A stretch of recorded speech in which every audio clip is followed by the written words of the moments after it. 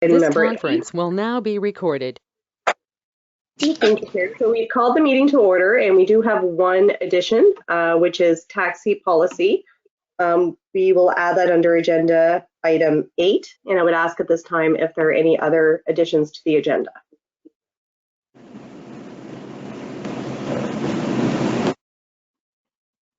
Okay, so if there are no other additions, I would ask for a motion to approve the committee of the whole agenda with the one addition.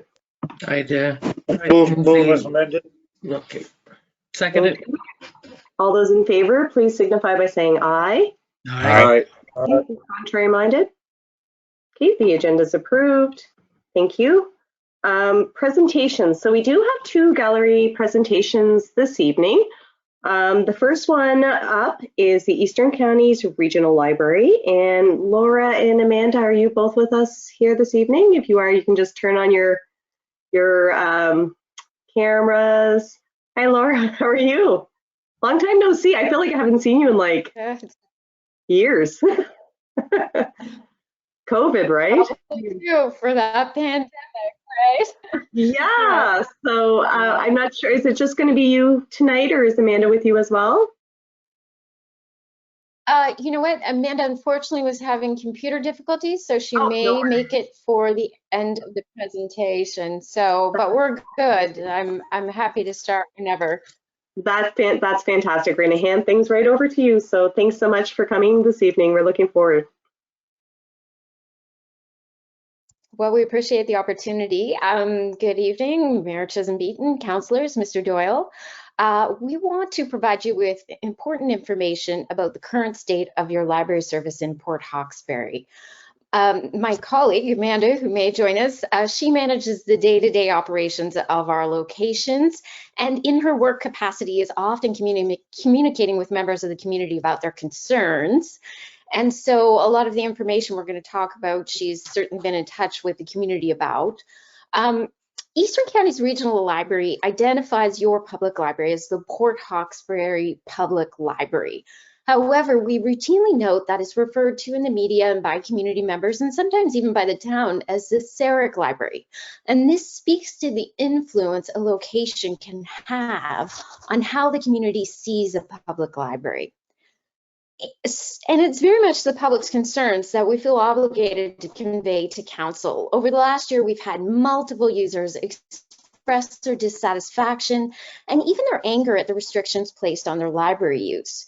We've tried to explain to members of the community that the situation is largely beyond our control, as we are subject to the operational requirements of the Education Centre. We've also directed community members to express their feelings to council about this issue.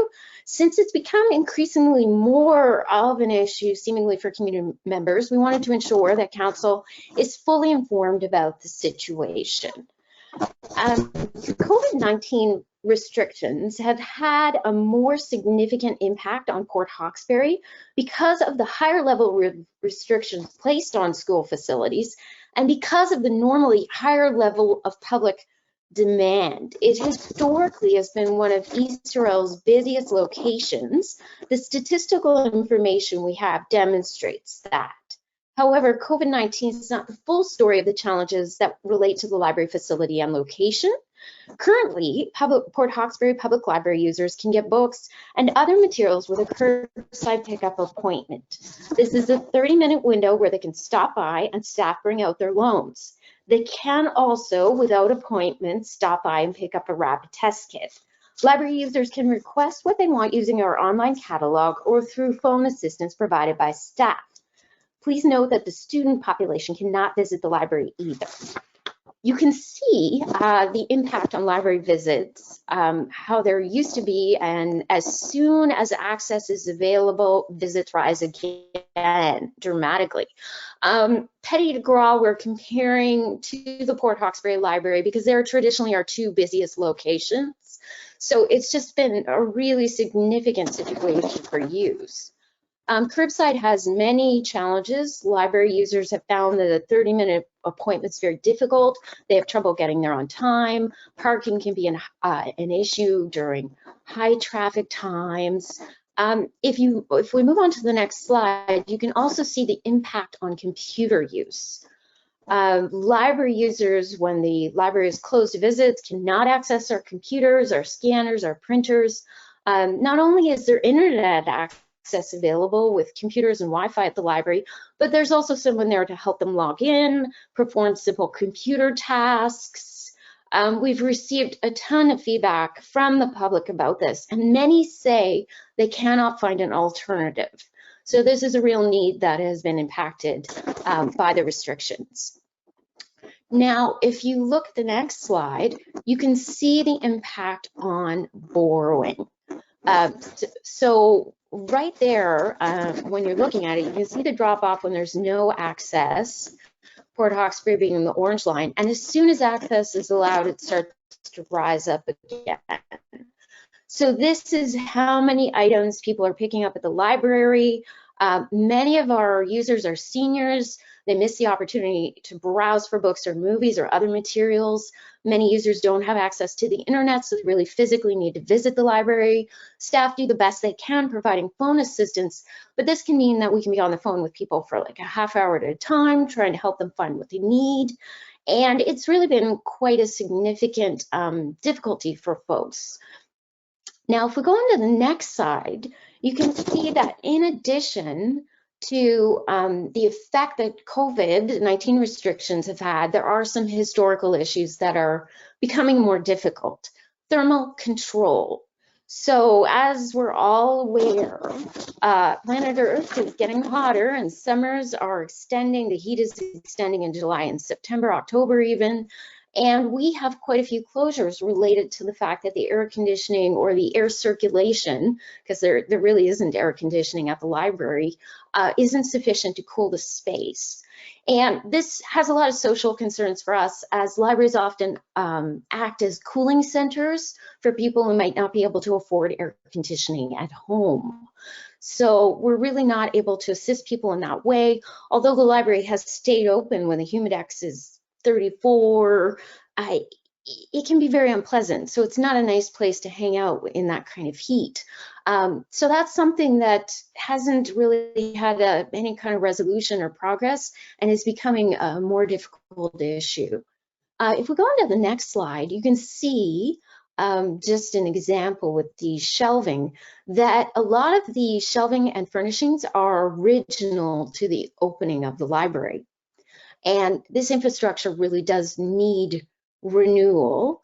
Obviously, rusting shelves can impact the collections, the books, damage things, and it's just not a very pleasant atmosphere for folks. It's difficult, though, to know how to handle this situation, as the library doesn't provide furnishings, and we have two partners involved, so it's something that needs to be addressed in some way, but it's a challenge. So some of the really nice features of the library that we want to bring to everyone's attention. The next slide, that's a gathering space that before COVID was used for crafters and knitting groups on a weekly basis, and the town funded the purchase, provided extra funding to purchase the couch and the chairs. They're still in really good shape, and it's much appreciated. Thank you again. And that's kind of our cozy corner in the library where a lot of people have enjoyed sitting and chatting.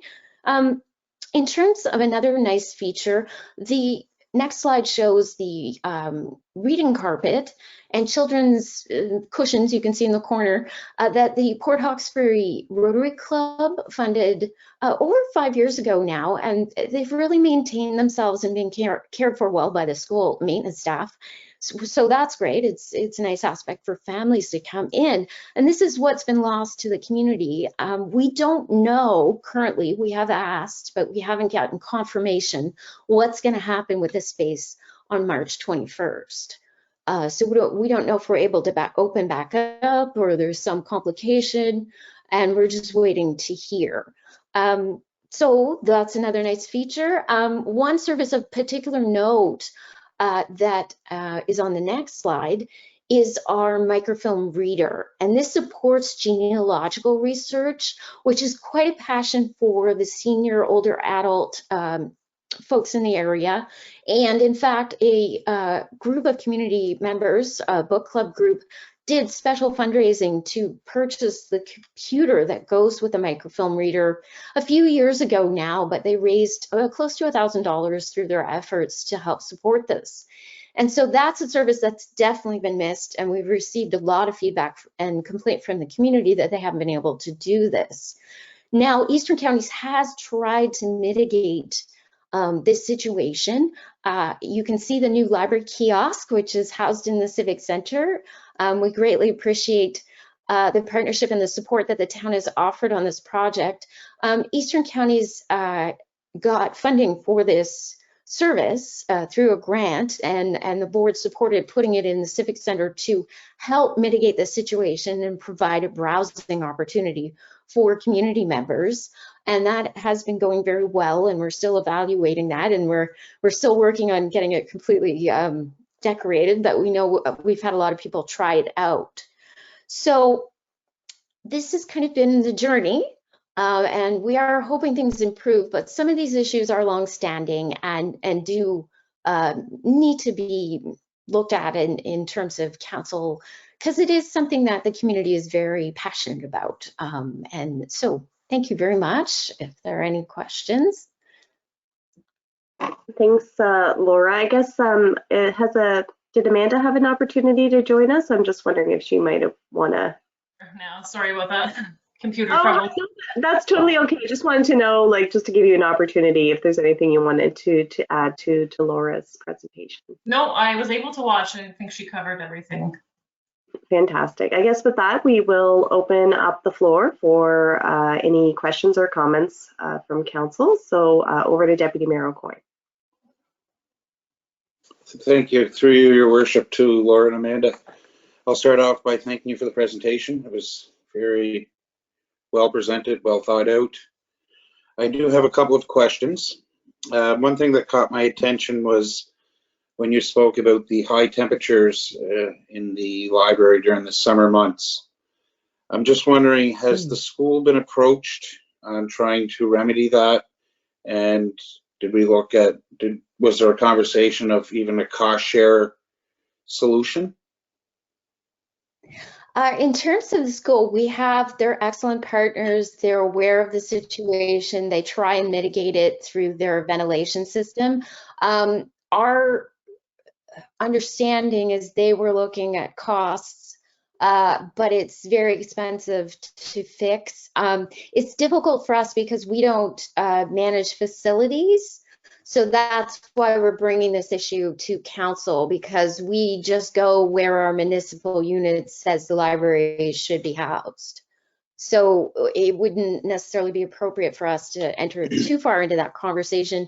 They do the best they can with the current infrastructure. And they're certainly aware that it's a problem. So I guess that leads to a question that I didn't have written down, is what would the library like for the municipality to do to try to remedy this? It's really just making you aware of the problem. Certainly discussions with our education center partner, maybe a three-way conversation about what's possible. As I say, I think the cost associated with trying to put air conditioning in there is quite high, but I wouldn't want to speak to it because that's certainly not my area of expertise. It's just been indicated to us. So it would be something that council could pursue, or Terry and I could discuss. Sure.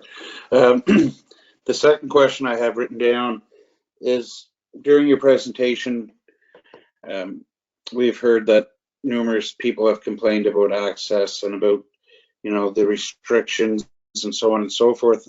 I'm wondering if you have any way of giving us numbers of how many people visit the library or use the library, and in that number, what percentage of those users are from the town of Port Hawkesbury? A great question. We can certainly look at the data in our database and perhaps send a written response. We know that the information, because we don't manage that database, it's provincially shared, is somewhat out of date. So we can do the best we can with it and put something in writing. There's quite a bit of use outside of Port Hawkesbury itself. So we know we've had folks from Port Hastings really be upset about the lack of access. In terms of the budget year, we had contributions towards Port Hawkesbury from Inverness County's mandated contribution of 3%. And then we had contributions from Richmond County's mandated contribution of 3% go to the operation of the Port Hawkesbury Library. So that's certainly an issue that, you know, the partners are aware of at the board table, and there has been work on that. And people are aware, certainly, you know, board members are aware that Port Hawkesbury has a geographic service center role for library service. And that's why this is such a pressing issue. You are our busiest, most central location, and no one can get inside. It's a huge problem for a lot of people. So am I understanding that a majority of the users are outside the town of Port Hawkesbury and 6% of the operating budget is coming from the surrounding municipalities? Is that what I'm understanding? No, I couldn't speak to the specific numbers of the division. We can certainly investigate as much as we can within our database and provide something exact. I know that it's a valued service for the whole geographic area. So there's definitely use from outside of Port Hawkesbury centrally, but I couldn't say which is the largest percentage. I know people in Inverness County care about the Port Hawkesbury Library and would like to be able to use it. And I know people in Richmond County care about the Port Hawkesbury Library and would like to be able to use it. That 6% is actually an improvement, and it was part of our equitable return on mandated contribution and a lot of the work that was done at the board level. So we're starting to acknowledge with financial support. I should mention too that the town of Mulgrave contributes all of its mandated contribution towards the operation of the Port Hawkesbury Library. So actually we've made huge strides putting financial resources into that from the partners in the surrounding area. So work has been done on that issue. Certainly there's more work to do, but it's difficult to encourage increased support when there's limited access. And when there's some infrastructure or atmospheric aspects of the library that are, you know, challenging for people to enjoy it as much as they would like. All right, thank you very much. Okay, thanks, Laura. Over to Councillor McCrory.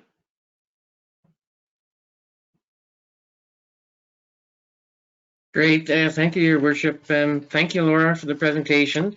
I just have one question I'll just put to you, and that is, how would you respond to someone or individuals that might suggest that there isn't the same demand and need for library services today as there were in the past?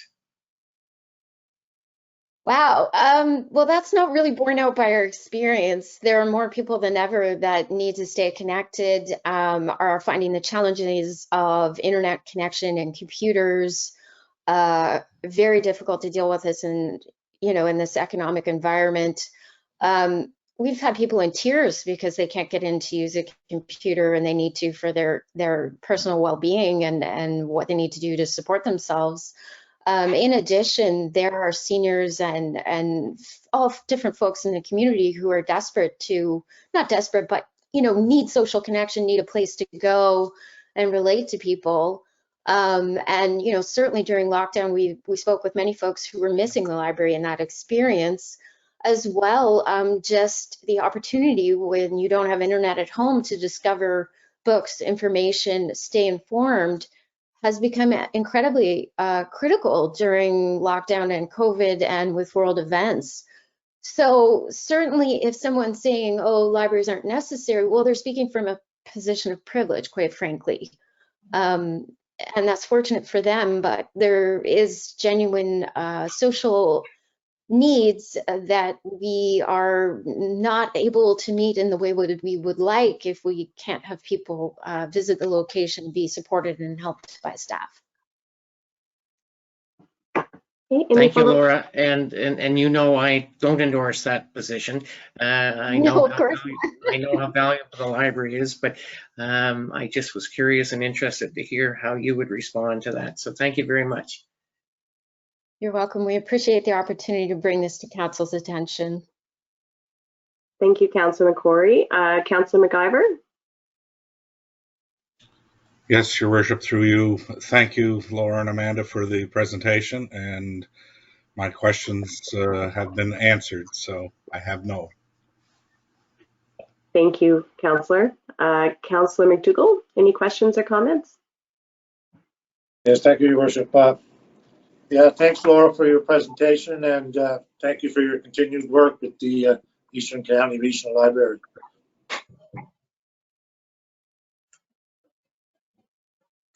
Okay, and just I guess just to add to some of the other comments and questions, Laura, I guess with the new changes that will be coming a little later this month, is that something that will provide a better opportunity for access for this current branch? I guess as the public health protocols begin to open up again.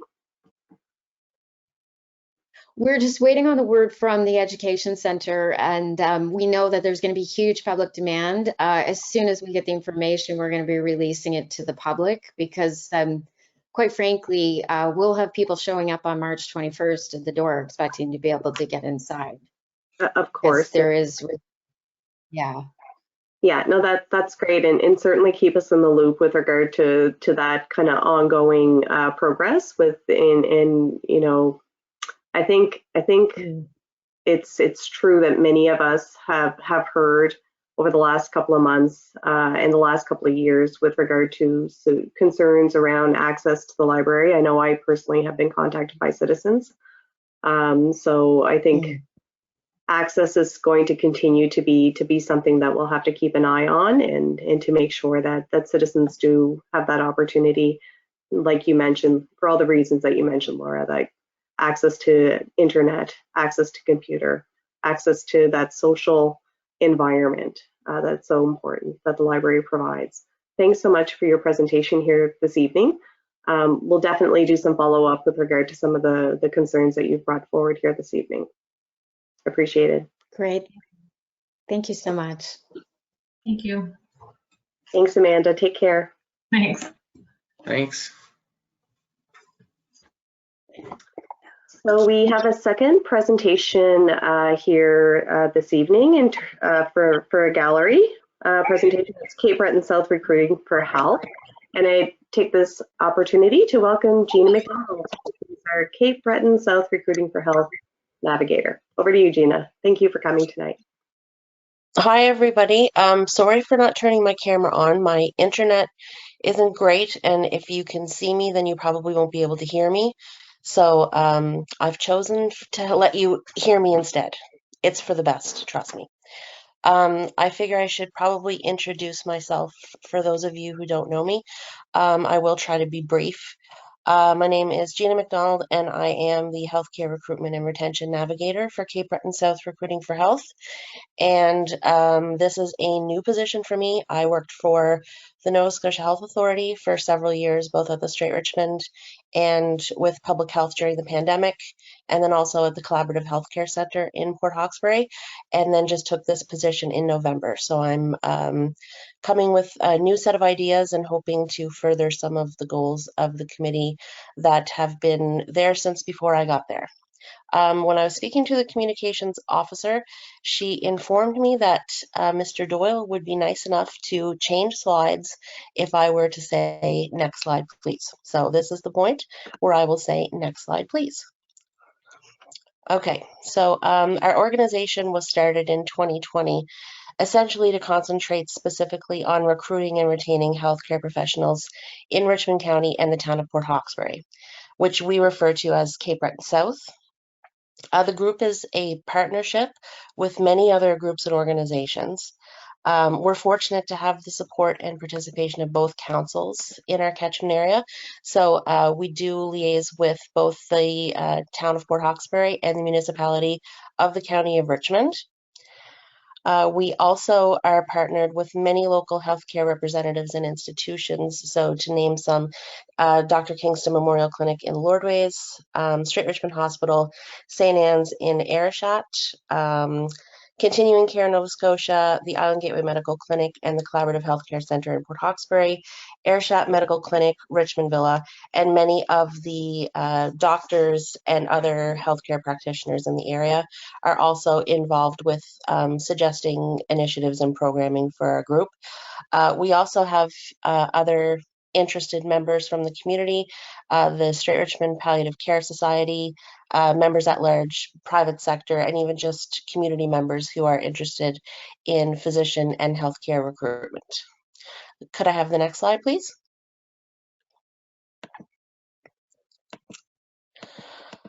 So the goal of our group is that Cape Breton South community members can access the healthcare services they need. And we aim to do that in several specific ways: to promote Cape Breton South and create a region with access to the healthcare professionals and services our communities need, to acknowledge the aging population in the Cape Breton South region and recognize the critical importance for residents to have access to the healthcare services they require, and to work with the community and healthcare team members to better understand the needs and the challenges we face. So in short, we want to be able to identify the access to healthcare challenges in our region and make every effort to address them. Could I have the next slide, please? Okay, and how is this accomplished? So in practical terms, we have to advocate for ourselves and for our communities. So we have to promote Cape Breton South to showcase our unique attributes. And that means as a region, and then also the individual communities and what we have to offer that other places do not. We have to engage with the public to build networks and generate recruitment leads. We have to, as a goal, recruit qualified healthcare professionals to our region. And lastly, we have to retain this robust network of healthcare professionals who make Cape Breton South their home. Could I have the next slide, please? So it really isn't hard to convince people of why this is a great place to live. That's why we all live here, and why a lot of us, myself included, chose to come back after living somewhere else. We have so many attractive attributes here that make our area the perfect choice for somebody working in healthcare. And I probably don't have to list them all, but these are some of the ones that we concentrate on in our conversations with people who have never been to the area.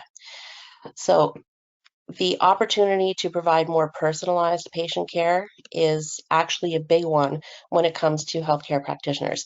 You might not know all of your patients if you're a physician in downtown Calgary, but I guarantee that you'll know them all in Port Hawkesbury.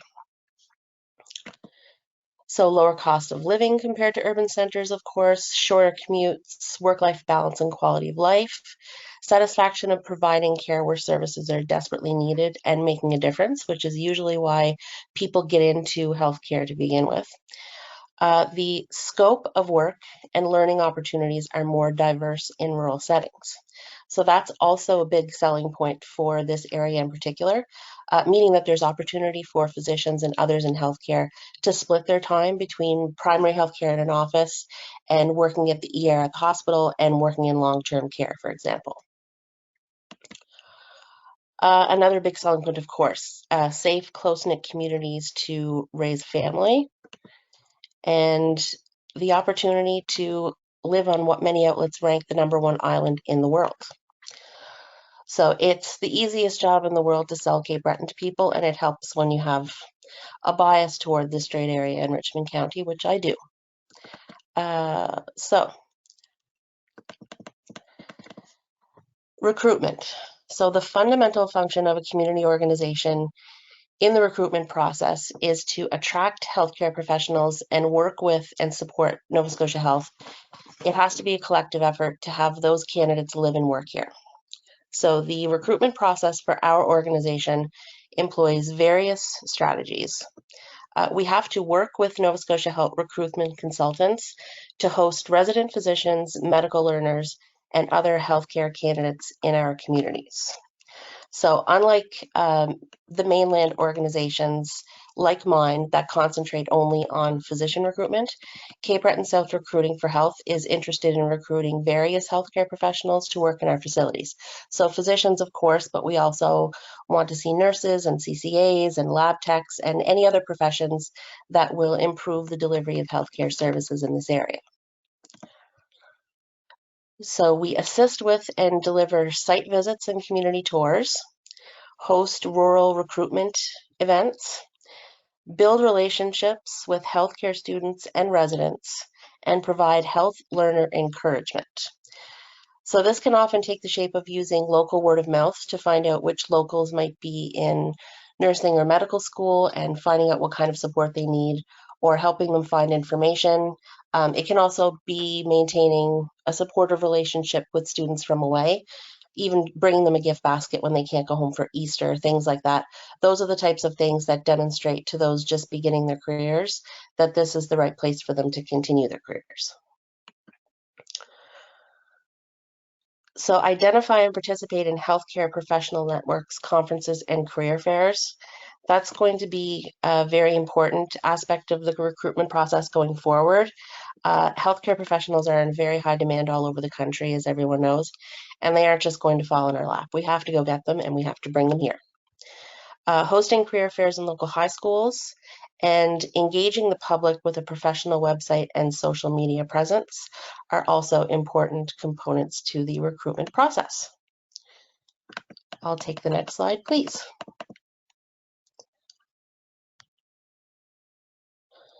So another very important component to my organization's efforts is retention. Just as important as getting people here is ensuring that they stay here. And the best way to do that is to do what we can to make our healthcare workers feel supported and valued. And that means that we have to support healthcare professionals and their families, establish housing, childcare, employment opportunities for family members, and social and cultural connections. As we all know, locals are better connections to housing and apartment rentals than any website will ever be. So it's very important that new residents to our communities have someone on the ground that they can rely on to be able to get that important information that you probably can't get anywhere else. Answering questions and providing information about our region and beyond. That's something that's very important to healthcare professionals in this area as well, because having someone to call and ask where to, buy a good table and chairs in town, or which day to put your recycling out, things like that, those can be of great value to somebody new to town and are very appreciated. Things like ensuring that new and existing healthcare workers feel welcome and supported, maintaining an open dialogue with them and good relationships with them, and connecting healthcare professionals with local colleagues who can help them adjust to their new home. The next slide, please. So that is what we aim to do, and the general means by which we intend to do it, which is use the tools in our toolbox to attract healthcare workers and then work hard to keep them here. And as we look ahead toward achieving success in 2022, securing adequate funding is necessary for us to continue our efforts. As a community organization, Cape Breton South Recruiting for Health is responsible for securing its own funding. So what specifically in our recruitment and retention efforts do we need funding for? I've broken this down into 3 categories just to make it a little bit clearer. So one is operational costs. So navigator salary, other administrative costs, and housekeeping items that every organization needs to run. The second category is the retention activities. And those are going to take a different shape depending on who's coming and depending on the type of person that we're catering to.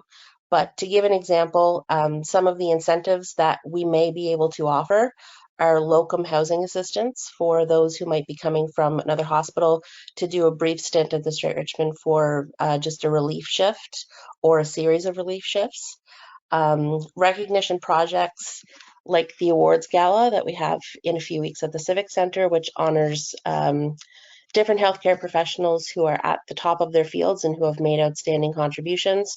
That gala event will be annual, we're hoping, and that requires funding assistance to be able to put that on. Gift baskets and other recognition and appreciation activities and items. I put coffee and food deliveries, just to give an example. A few weeks ago, I delivered coffee and cookies to the ambulance depots in Port Hawkesbury and in Louisdale. I spoke to the paramedics, who were all very appreciative and told me a lot about the challenges that they're experiencing in working in healthcare in the area, and that insight is always very helpful, and the appreciation is always met with a lot of open communication lines. Third category is the recruitment activities, which tend to be more costly than the retention activities. The recruitment activities require some travel at times in a lot of cases. Career fairs and conferences are probably the best means to attract and expose your organization and your region to pools of prospective healthcare candidates that you otherwise wouldn't have access to. It's very seldom that you're going to get large groups come here unless we bring them here.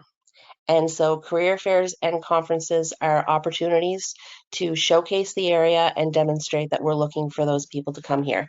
Some of those are in person, some of them are online, and we're trying to make the most of the opportunities that exist and to be strategic in our attendance of these conferences and career fairs in order to keep our costs down, but still hopefully be able to get to the places we need to get to make a difference. We do plan on producing a professional recruitment and promotional video in lieu of attendance at a lot of these career fairs in an effort to keep our costs down instead of attending. A lot of times you can make a huge impact by showing them what they might be able to see if they were to come here. And sometimes that's all it takes, especially when you have a place like Cape Breton, and especially when you have communities like ours that you can show to them. A lot of these initiatives require promotional Cape Breton South Recruiting for Health items, pamphlets, business cards, things like that. The booth materials, a lot of them are necessary. They're mandatory in order for you to be able to attend. Career fair gift promotions is worth putting in because it's been a very successful endeavor by other organizations like mine. A lot of places will offer a trip package for somebody who's visiting their booth, who's interested in hearing a presentation about their area. They'll put their names in for a draw, and the prize is a trip to Cape Breton South. And that would include accommodations and, you know, a nice meal and maybe a nice excursion. And that has been tremendously successful with other people in different parts of the province, according to the network of navigators that I work with. Local recruitment and attraction activities, so site visits and community tours. A lot of that involves local ground transportation, meals and excursions and things like that. Everything costs money. And also welcome baskets that we use for the new physicians and nurses and healthcare workers. We usually give them a welcome basket to welcome them to the community once they get here. So to break down our 2022 funding requirements a bit more specifically, I've included cost projections for this year based on projects we have planned and what we endeavor to do. Most of these items are approximate and more abstract than other funding requests you may see, because we don't yet have adequate information to be more exact, unfortunately. We don't know if we're going to have 3 physicians touring Port Hawkesbury or if we'll have 15, and we won't know until we know. A lot of that is out of our control, so we're trying to set ourselves up to be able to accommodate the activity that we think is, you know, reasonable to expect in 2022. Many of our plans will depend on the amount of funding that we receive, obviously. travel and career fair registration fees are very costly. So we will only be attending things like that as finances allow, for example. So to be clear, our funding requirements are as follows. Operational costs, approximately $59,000 for either 1 or 2 in-person and 3 to 5 virtual conferences, approximately $15,000. 5 site visits at $1,200 a piece, $6,000. The professional promotional video, $5,000.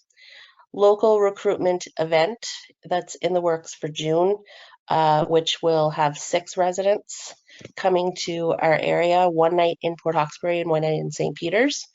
That is expected to cost around $5,000. Other promotional and advertising costs at $4,000. 6 locum housing support incentives at $500 a piece, $3,000, and health learner encouragement that I spoke about with all of our students from the area. 15 of those, we usually give 2 gift baskets a year at $75 per, so $22.50. And retention activities, which is all of the appreciation events and what have you, are approximately $4,000 for a total of projected funding requirements for 2022, $103,250. So it is an ambitious agenda, I realize, but we are confident that our goals are realistic and that they are targeted specifically in the interests of residents of Port Hawkesbury and Richmond County, and that the success of our efforts will be hugely impactful to healthcare here. So to that end, if I could get the next slide, Cape Breton South Recruiting for Health is respectfully submitting a request to Port Hawkesbury Town Council for $30,000 in funding for 2022, in addition to a 3-year commitment to provide the committee with the same annual funding. Could I have the next slide, please? So our group will be requesting the same financial commitment from Richmond County Council in the coming weeks, and the remaining funding we hope to secure through support from other organizations, grants, and other fundraising. We're committed to our goals and to involving our communities in achieving them, and we hope that you're able to see the value in the work that we're trying to do and support us in our efforts. So I thank you all very much for allowing me to present to you today on behalf of my committee, and to the best of my ability, I'll be happy to answer any questions. Thanks so much, Gina. We appreciate your presentation. It was very, very thorough, very, very well done. I will now open up the floor for questions and comments, and we're going to start with Councillor McDougall. Go ahead, Councillor. Yes, thank you, Your Worship, and I just want to thank Gina for her presentation and the enthusiasm and the passion that was in that presentation. You can tell, and the Cape Breton South Recruiting for Health, the organization, as you call it, they're very fortunate to have you as a navigator, I think, just by the presentation you gave. And I just want to let you know that going forward, you'll definitely have my support as a councillor and anything we can do financially. So thank you very much. Thank you, Huey. I appreciate that. Thank you very much, Councillor McDougall. So we'll go over to Councillor McIver. Yes, Your Worship, through you. Thank you, Gina, for the presentation. As said, very thorough. And I want to congratulate your committee on excellent work that's going on from, I guess, the mayor would know when we first started this here. I attended the first 3 or 4 meetings with herself and Dr. Boudreau, and it's really turned out to be a really fantastic committee for our area, and working with Richmond is big, and hopefully it'll continue, and you'll certainly have my support. Thank you. Thank you, Mark. Thanks a lot. Thanks, Councillor McIver. Deputy Mayor O'Coin. Through you, Your Worship, to Gina. Gina, thank you for the presentation. You can tell there's been a lot of work put into it, and I will echo the comments of the previous 2 councillors. the work that Cape Breton South is doing is phenomenal. It's great to see it getting some momentum, and I would gladly support any financial way we can to continue the partnership with Richmond County and with Cape Breton South. Thanks again, Gina. Thank you very much. And Gina, as you know, Councillor McCrory and I both sit on the committee with you and the rest of the Cape Breton South committee members. So with this, I will hand things over to Councillor McCrory for comment or questions. Yeah, thank you, Your Worship. No, I have no question. I appreciate the presentation, Gina. It was very thorough, and it's very positive to hear how all of Council seems to be very supportive of this, what has been a very positive initiative over the last well, almost 3 years now. And a lot has been accomplished. You've done a great deal since you've assumed the role from Maggie McDonald, who did a fantastic job the previous year and a half. And we're very fortunate to have such a committed group of individuals that do participate on this committee, and they're very devoted to seeing healthcare improve in the municipality of Richmond and the town of Port Hawkesbury. So it's very, very positive. So thank you, Gina. Completely agree. Thank you very much. And thanks, Gina. And again, I think Council is very supportive. I'm sure you probably are aware, but medical health care recruitment and retention is certainly one of the town of Port Hawkesbury's top 5 priorities that we have set as a council for our current term. So we will definitely take this request forward as presented. So $30,000 to be, I guess, locked in for the next 3 years. So we will bring that forward when we are going to be discussing the remainder of our budget deliberations over the next couple of weeks, and very, very happy to move that forward as part of our budget discussions. So with that, I want to thank you. And I guess just one very small question, just based on the time that you've spent thus far in the navigator role. I know housing is another huge priority for the town of Port Hawkesbury, and how has that had a bearing so far on the work that you've been doing around recruiting and retention? So far, it hasn't come up as much as I expected it's going to, only because in a lot of the different towns across the province, there's a pretty active residency program that requires a lot of housing on an ongoing basis. We don't have that fortunate problem to have. We don't have a residency program in this area. There are talks underway, but at this point, it's not something that's going to be coming down the pipe in the near future. So all of the different housing questions that I've had and all of the different housing issues have been relatively easily solved with the network that I have in place. That being said, it's something that's recognized by all navigators across the province as a huge stumbling block, because there's very little temporary housing and there isn't even really a whole lot of real estate. So it's something that we're very aware of. I'm on another committee, the Housing for Healthcare Committee, that endeavors to study the housing component of that more to hopefully be able to address it in the longer term.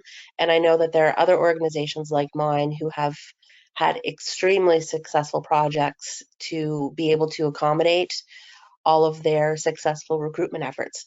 So I really hope that that's a problem that I have to look at one of these days, is building, some sort of 14-plex for all of the new doctors and nurses and lab techs that we're bringing in.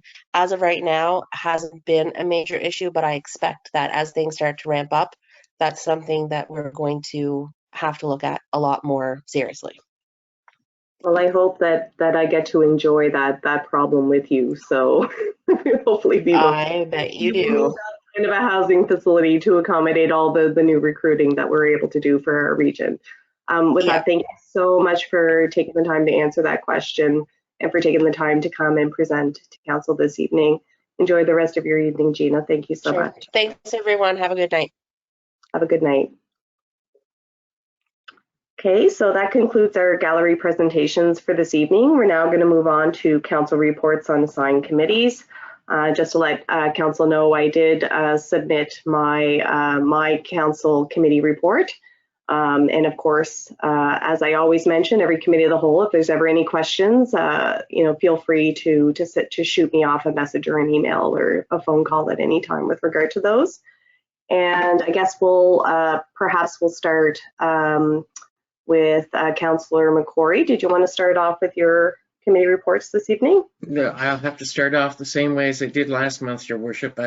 I will have to provide a report to Melissa along with the report for last month. Okay, not a problem. So we'll go over to Councillor McIver. Yes, Your Worship. I don't think there was too much going on. We talked about what our waterfront at our public meeting, and you touched with it in your report. So I think it's status quo. I think we have an Eastern District Planning meeting on the 29th, which is our next one. And I imagine we'll have a police advisory meeting coming up shortly. So that's about it for me. Okay, not a problem. Deputy Mayor Aucoin. Thank you, Your Worship. I did meet with the Port Hawkesbury Newcomers Welcome Group. We met on a Sunday afternoon for a couple of hours, and we're getting ready to launch a campaign and some posters and some advertising. And we actually got a new member on board in the last couple of weeks, which was fantastic. And then on February 23rd, Parks, Recreation, and Active Living met. We are coming close to bringing the first recommended project to council for approval, which is very exciting. And on March 2nd, the Planning Advisory Committee met with some zoning issues, and we're hoping to be able to bring a report to council before too long and some recommendations from that. And as Councillor McIver mentioned, we tried to get the quorum for Eastern District Planning and couldn't. I did miss one meeting while being away, but other than that, that's my report. Thank you, Deputy Mayor. Councillor McDougall, any reports that you would like to contribute this evening? Yes, Your Worship, thank you. And I'm just going to repeat some of these. January 11th, we had a SAT meeting that we had to cancel because we didn't have a quorum in the 11th. That afternoon, it's in your report also, Your Worship, I sat in on the airport engagement session. February 28th, the waterfront meeting, it's also in your report. On March 7th, I sat in on the accessibility committee. I sat in for Councillor McCrory, who asked me to sit in for him. As the Deputy Mayor mentioned, on the 23rd, we had a Parks, Recreation and Activities Active Living Committee meeting that we had 4 or 5 projects, but we decided that we were going to cut it down, like the Deputy Mayor said, to 1 project, and that's going to be coming forward soon. And last week we had 2 of our Festival of the Straight members down in Cuba, so we couldn't have a meeting. So we got a meeting for the Festival of the Straight early next week. And that's my report, Your Worship. Thank you. Thanks so much. I appreciate that. And I guess just for council consideration, with a brand new, I guess a welcome committee, a Port Hawkesbury welcome committee, I guess it would be prudent perhaps to ask Melissa to add that to our list of local committees, just for the purposes of reporting, and we can add that committee to the mix since it's relatively new, I believe, Jason. Just the first meeting was in fall of 2021, I believe. Yeah, so this is basically a subcommittee off of the Cape Breton LIP, really. Okay, is that something that we should add, do you think? No, I think we can just leave it with the CB LIP. Okay. And the councillor or councillors that are on the LIP could decide whether they want to or not be part of Sure. the welcoming committee. That sounds great. We'll go with that advice. Okay, so if there is no other committee reports, then we're going to move on to CAO reports. The first one is finance. So over to you, Erin, with regard to your report. Thank you, Your Worship.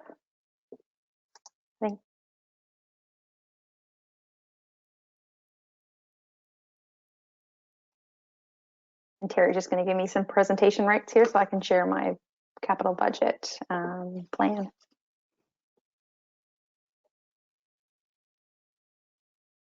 Okay.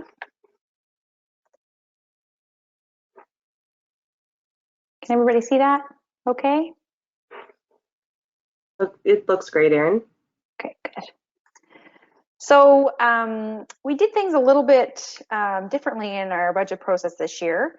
The intention was to begin and commence the capital planning process a little bit earlier and try to move the capital plan forward so that we could take advantage of earlier tenders and hopefully better pricing. Yeah, so that's what the results of the conversations to date will be presented tonight. So our process this year began, in late fall, early winter. So staff began planning their capital items that would be required or wanted within individual departments. In February 2nd, actually, we had our first meeting with council on priority items from council, as well as updates of the items that were being brought forward by the staff departments. We met throughout February and March, further discussing the capital plans and refining the budget estimates and placing things in and out of the capital plan and seeing what the total capital plan that we would end up with would look like. And tonight is the presentation of the results of all those planning sessions we had with council and staff, and a potential ratification at a special public meeting following our discussion tonight. So the last meeting we had with council was on March 2nd, where we looked at kind of a final list of items that we wanted to be put forward for our final capital plan. Those were sent out with a couple updates on Friday, and yeah, so the results here are tonight. So council has the full capital plan as discussed on March 2nd, and I'll provide some highlights of those this evening. So the capital plan being put forward is a $7 million capital plan, so a really hefty, really involved capital plan. It includes $1.4 million of previously approved projects, being the active transportation upgrades, as well as an addition of $5.6 million of new projects. The value, just to kind of represent what that means, it's a replacement of 20% of our net 2021 consolidated capital assets. Funding, 2.9 million of the funding is coming from reserves, and projects are leveraged at 59%. So the leveraging is not as high as we've seen in other years or in previous years, but that's based on the kind of items that we're replacing in the current year. So highlights of the projects, major one being, and we've talked about this project a number of times, is a $3.37 million treatment plant and distribution system upgrade project. That's pending infrastructure funding. So there's a funding application going in the end of the month to do significant upgrades and much, required upgrades to our water treatment and distribution facilities and infrastructure. We're continuing to aggressively patch like we have in previous years, but we're also looking at an additional 860 meters of milling and paving, as well as 1,700 meters of sidewalk replacement, which is partially pending federal funding, but partially funded entirely through our own resources. Some fleet improvements, which includes the replacement of backhoe in the Public Works Department, as well as a light duty plow truck. We've applied for funding for replacement of an ice resurfacing equipment within the Civic Center through the province, through the Rink Revitalization Program. So that's pending province of Nova Scotia funding. As well, we're looking at a Civic Center kind of refresh, similar to what we would have done I think about 5 years ago. So there's some needed replacement of equipment and things within our conference facility, and looking to leverage that to get matching funds to make that a larger project. Also looking at facilities and a $95,000 in roof replacements. Another large piece being the active transportation project. So 1.4 is estimated for the current year, which includes connectivity improvements and placemaking focused on the waterfront and the community park. Additional connections along the waterfront, Eastern Town and Reeve Street will occur over the next 3 years. It's a $3 million total project plan, but anticipated engineering, design, and construction being 1.4 this year. Also looking at a project along the waterfront, so completion of improvements to Sunset Park that were started in the current year. Accessibility improvements, including some resurfacing along Water Street, some signage, interpretive signage, and place signage along the waterfront, and installation of kiosks as part of that project. That's a $362,000 project, which is also pending funding approval, federal funding approval. Accessibility improvements. We had $10,000 slated for accessibility improvements. This would be used to leverage provincial funds for built improvements at the Granville Green location. I would like to get some clarity around that, because that was one item that was in the final capital plan that was presented to council. But I just wanted to double check with council if that was still an item that we wanted to move forward to our special public meeting. So just maybe I'd like some feedback on that if possible. Thanks, Erin. I guess is council comfortable with keeping that line item in for now with regard to any work that could potentially be done in the next budget year with regard to the Granville Green?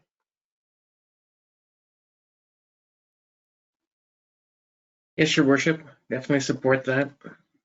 Thanks, Blaine. Thanks, Councillor McCrory. Councillor McDougall?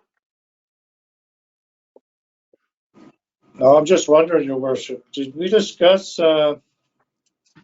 maybe it was at the accessibility committee meeting, where we discussed maybe moving the Granville Greens where we were having the Granville Greens. So is that something we got to worry about? Yeah, I think the discussion was had at our accessibility table, as well as our last budget meeting, where we're not 100% sure with regard to where the permanent home of the Granville Green will be. Will it remain to be its traditional location? You know, is there potentially another better, more accessible location? But my sense is that, of course, $10,000 is definitely not going to meet the needs of the permanent accessibility work that would be required long-term for that particular property, but perhaps could be leveraged to provide at least for a couple of years some temporary measures to improve accessibility at that location for this upcoming summer concert series, and hopefully for the next couple of summers until the question with regard to Granville Green can be rectified or addressed. Is that No, that's fine, Your Worship. Thank you. No problem. Are you okay with the $10,000, Councillor McDougall, for that purpose? Yep, yes. Perfect. Councillor Coyne? Yes, Your Worship. I do recall at our last budget meeting, we did speak about this $10,000. And I do recall somebody mentioning that could potentially potentially be used for a study Yeah, for the accessibility. That's something that I would not be interested in at this point, just because of what Councilor McDougall just spoke about. I do like the idea that if we can leverage some money with it, then yes, let's go ahead. But I definitely, at this point in time, would not support it for a study on what we need. Right. So you would be amiable to having that $10,000 potentially used to leverage, just to make sure there's some temporary accessibility features built in to improve accessibility, at least for the short term over the next year or 2 or 3 years. That's correct. Okay, perfect. And Councillor McIver, over to you. Yes, Your Worship. I agree with the 10,000 to the Reach Provincial funds for accessibility improvements in a small way at the grounds now as they are. And as the Deputy Mayor stated, that we did state at our meeting that there's a possibility down the road of maybe moving the Granville Green site, and I would rather hold off any kind of accessibility studies or big projects there until we figure out if we're going to move or not. But I do agree with this. Perfect. Any other feedback, Erin, or is that good for now? That's fantastic. Thank you. So just one other item. So I think Council received a note today from Councillor Macquarie on an item that he asked for you to consider. So that being a piece of sidewalk on Spruce Street between Pine Ridge and Chivari Close. The estimate for construction of that is around $78,000. This was not so we do have a pretty significant sidewalk plan this year with our own forces, and hopefully through some federal AT money that we'll be able to access. This is not an item that is part of that. So where it came up today, just looking for some feedback on that from Council. Okay, thank you, Erin. So we'll open up the floor for comment. So, Your Worship, if I can, since I did bring it up, I mean, we know this is the newest subdivision in town, and it is, I believe, approximately 20 years old. And one of the natural things that would go with new subdivision construction would be sidewalk. And that didn't happen in this case, obviously. The lights have been set back from the curb to allow for the sidewalk. There was a piece of sidewalk installed on Pine Ridge, I believe it was 10 or 11 years ago. And I'm suggesting that we wanted to take another stab and to add some additional sidewalk.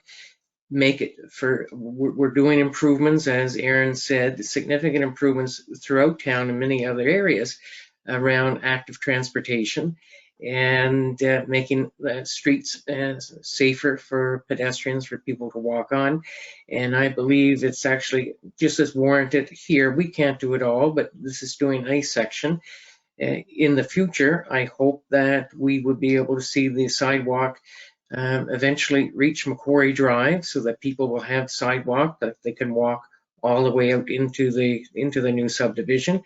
And if we have other development, hopefully at some point we'll see the sidewalk extended in the direction of the school and Tamarack itself. So that's just a comment I want to make. And I mean, I appreciate it's short notice for council, and I'm just putting it out there for consideration. And you know, as council, I guess we can make a decision whether we want to support it or not. Thank you very much, Your Worship. Okay, so we'll start with Deputy Mayor Aucoin. Through you, Your Worship, my first question is, should we even be discussing this in the committee of whole? The one in the $10,000 was for clarity. We can't make a decision in committee of whole, so I think we should move this forward to the special public meeting.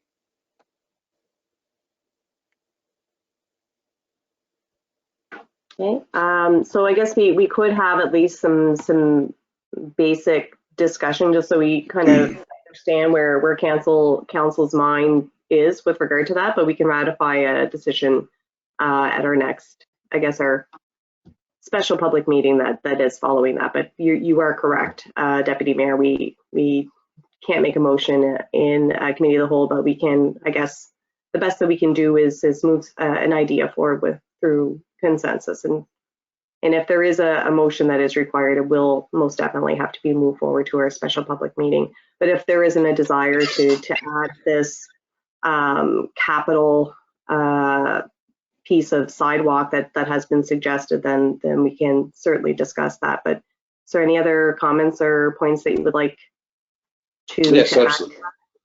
Okay. Absolutely. So the first thing that my attention goes to is just this weekend, Aaron sent an email out to all of council asking us, or presenting the budget to us as we discussed on March 2nd. Asked if we had any concerns, questions, offered an in-person meeting or a meeting last night. And just a few hours ago, we received this request. So I find that a little alarming. I've spoke to council about that already, but I don't feel that I have enough time to be able to make an educated or have an educated opinion on this for this budget. We have a very, very aggressive sidewalk and paving plan right now, which is very ambitious. And if Public Works and some of the contracting we have to do can pull this off, it'll be amazing. $78,000 is the estimate to add a sidewalk to nowhere, basically. It's not connecting anything.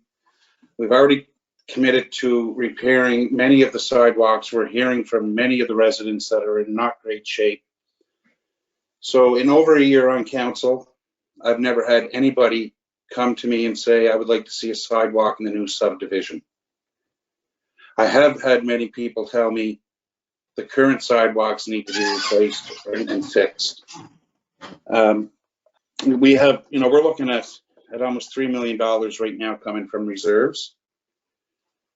And to put a sidewalk in an area that's low density population, that is not a high speed traffic area, and to not connect one sidewalk to another or one subdivision to another, for me right now is very hard to swallow. I think that we could probably look at this again when and if we get some new development and when we have something to connect it to. But right now, I just feel that putting a sidewalk in there is not beneficial. I don't know even how the engineering would work when you're dropping off from a sidewalk into dirt. Like, I don't understand that part of it. And to get a quote or an estimate, in 12 or 24 hours, it concerns me. And yeah, so as of right now, this is not something that I could support. Okay, thank you, Deputy Mayor. So I'll go over to Councillor McDougall. Yes, Your Worship, thank you. Like the Deputy Mayor said originally, I don't think we should be discussing that now.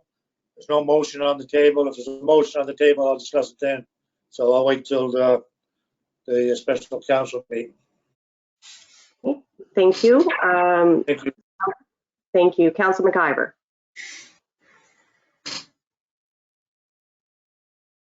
Yes, Your Worship. I think Councillor McDougall has a point where there should be a motion and a seconder in order to discuss this.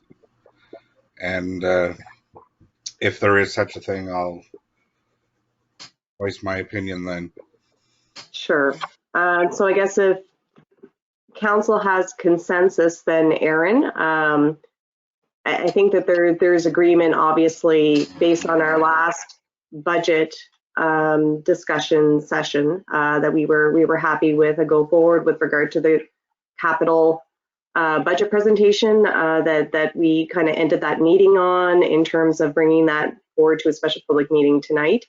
That addition that Councillor McCrory has brought forward, he can add that to our special public meeting, and then we'll require a seconder, and we'll have further discussion with regard to that. But for now, we'll be just looking at the capital budget as was presented after our conclusion of our budget deliberations.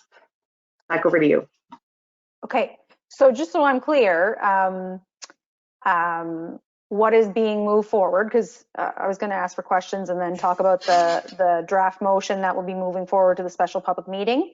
So I'll go to the motion right now. So this motion then is in relation to the capital plan that was sent out based on the March 2nd meeting, with updates based on, you know, pricing that was received on those items and clarity that was received tonight. And so if there's an addition to that, it would be through a separate motion of council at the special public meeting. Is that what my understanding? That would be correct. Is council comfortable with that? Yes. Okay. Yes, Your Yes. Worship. Yeah. So Perfect. I guess, are there any questions on anything else that was discussed this evening, or anything else in the capital plan that we want to flesh out right now before before going forward with the motion as you see on your screen there right now? Okay. Any questions for Aaron at this time? Deputy Mayor, do you have a question? I do, and it's more for information, because I actually asked the question today to Jason, but Aaron, you may be able to answer this. For the two purchases of equipment for Public Works, the backhoe and the truck, do we have an estimated delivery date on either of those? I believe it's probably 6 months plus, but maybe Jason will speak to that in his report when he gets there. Okay, thank you. You're welcome. Okay. Any other questions for Aaron at this time? So we have consensus to move forward this motion, and we will deal with Councillor McCrory's request separately. Okay, I guess anything else, Aaron? No, thank you, guys. Thank you, everyone. Okay, so I guess on behalf of Terry, we'll call on Jason McMillan for Engineering and Public Works.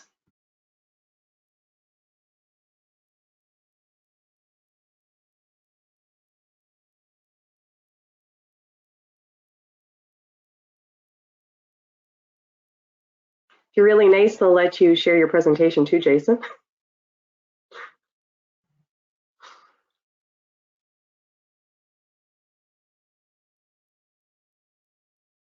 You're muted, I think, Jay.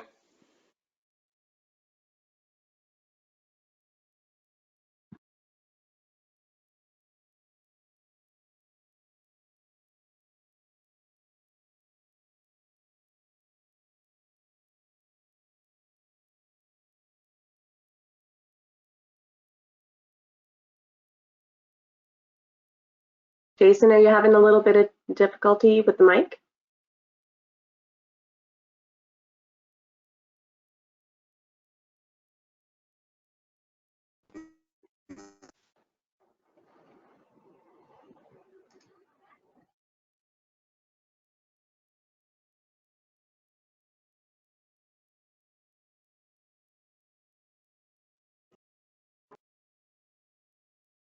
I'm wondering, Jason, if you want to try. Can you hear me okay? Oh, there you are. Great. Sorry, my dog is barking. Sorry for the technical difficulty there. I had must have had an issue with my earbuds. So, thank you, Your Worship.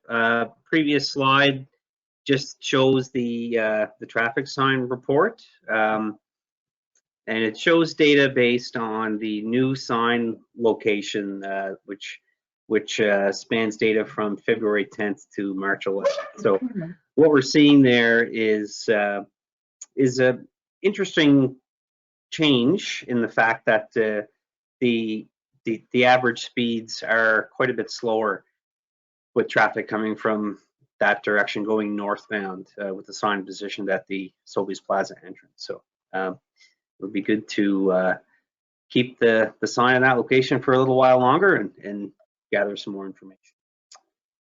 An update on the water treatment plant process control upgrades project. So still waiting for materials for this project. So I know our contractor is quite frustrated. They are working on alternatives to be able to move forward. We were successful in receiving an extension to our contract with the municipal affairs for funding, so we should be okay there. It's just a sign of the current conditions with some materials. So unfortunate, but still anticipating on having this work completed in the spring. Macquarie Drive Extension AT design. So WSP is very, very close to completing design on this project. We have tender spec documents prepared, and there's a property matter which we do have to deal with in the near future. But hopefully we'll have a quick resolution to that. But it's nice to say that this project is very close to tender ready, and it's a nice piece of work. Moving on, wanted to highlight some brush clearing work that Public Works undertook last week. So it's the area of trees into the curve going towards the Oakley's ball field, and the crosswalk from the Oakley's ball field parking lot to the trailhead in that area. So what we found was the crosswalk area really had some poor sight lines. Vehicles tend to go around that curve relatively quickly, and this is a nice safety improvement in that area. And what it does, it allows vehicles to see if there's pedestrians queuing at the crosswalk in both directions,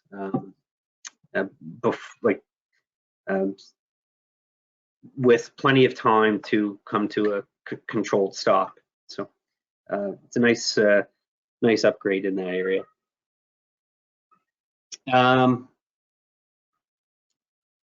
Week before last, myself and Public Works members visited the solid waste management facility for the County of Victoria to inspect and review their relatively new backhoe that they purchased for their site. So it's a same model and size machine that we are looking at, pending budget approval, for replacement of our existing CAT 450 backhoe. So it was wonderful for Victoria to host us for the morning. They were very thorough in their explanation of their experience and the features on the machine. They allowed our operator to spend some time with it, driving around the facility and kind of put it through its paces. And John was quite happy at the end of the trip. So it was time well spent. Want to highlight that Nova Scotia Power installed their overhead message board. Nova Scotia Public Works installed their overhead message board in the Grants Pond area. So this is a sign where the base was put in early in the fall, and it's intended to provide advance notice to large high-sided vehicles of causeway closures, weather conditions, road closures, those sorts of things. So I believe there's some commissioning and electrical terminations that has to be finished on that sign.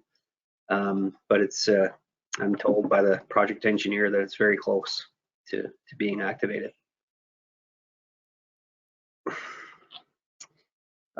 Just a couple of pictures highlighting a water main leak repair on Oak Crescent at the intersection of Birchwood Drive. Kind of a tough spot. Water main very close to a manhole structure. Just speaks to the skill and safety of our crews. Thumbs up from Corey Skinner there. But no, the gang was able to complete that work safely and with plenty of quality on a Saturday morning. And lastly, wanted to just touch on some concept design work that WSP Engineering has produced for us related to the federal active transportation funding program that we hope to have an application in and be successful on. So in part of that, what we wanted WSP to look at was Tamarack Drive, looking at potentially narrowing the overall cross section of Tamarack Drive, what an AT facility would look like in that area, and they were able to produce some quality imaging for us. We've instructed them to move ahead with providing some Class D cost estimating for that work, which we're going to need for our application. So we hope to have that relatively soon. And we do have some quite detailed topographical survey completed along that corridor as well. So there has been quite a bit of work done, and we hope to dive in a little bit deeper over the next couple of weeks in advance of our application.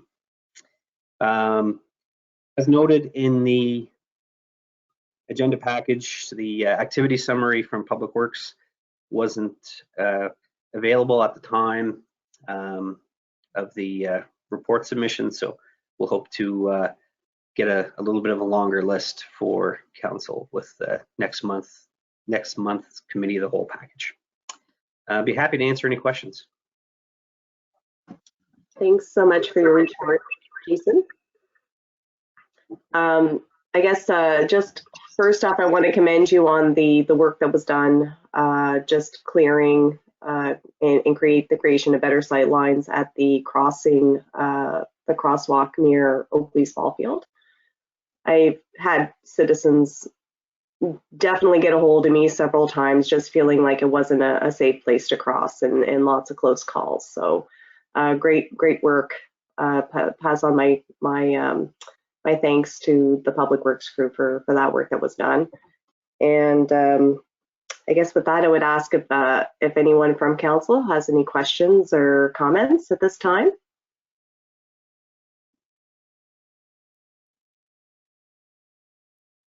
Okay, Deputy Mayor. Through your worship, Jason, thanks for your presentation. As usual, it was detailed and well thought out and well delivered. Just further our conversation from earlier today, I'm just wondering if you could maybe give the possible delivery dates for the backhoe and the truck, please. Sure thing. So for a light duty plow truck, we're looking at upwards of a 12-month delivery upon order, which is quite long. So that's, from what I'm told, that's quite typical right now, given the current market conditions for vehicle sales, especially vehicles that you have to order. For a backhoe, at the time of when we solicited the budget pricing for this machine, we were looking at a delivery of 6 to 8 months upon order. So a little bit quicker for the backhoe. That's all I have. Thanks again, Jason. Sure. Thank you. Any other questions or comments for Jason at this time? Okay, thanks, Jason, for your report. I guess, Terry, is there anything that you need to add before we call on Gordy? Yes, Your Worship. So we have finance for tonight. We're going to have we've just finished finance report, specifically with respect to our capital budget preparation and engineering. Facilities operations and parks, Gordy Snook is out this evening, as is Michelle Farrow. So those reports have been submitted to council. I guess in the interest of time, I'd like to move on to our next agenda item, but to be able to take questions, either myself or those two individual staff members can answer any questions from the report that you've received. We do have a bylaw and policy item though.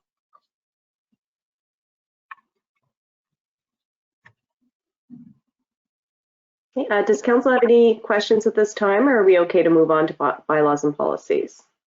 Okay, back over to you, Terry, for the review of the policy. Thank you.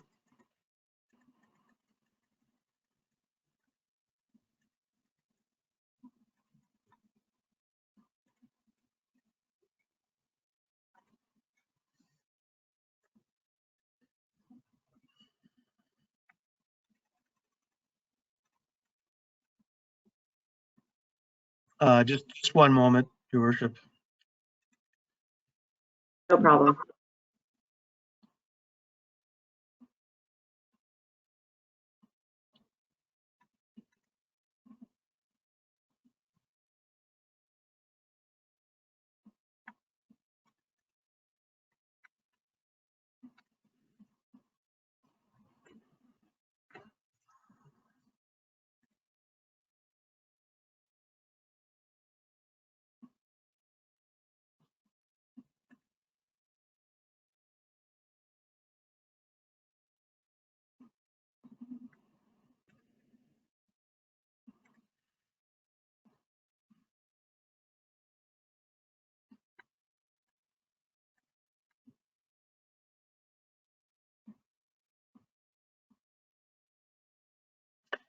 Yes, Your Worship.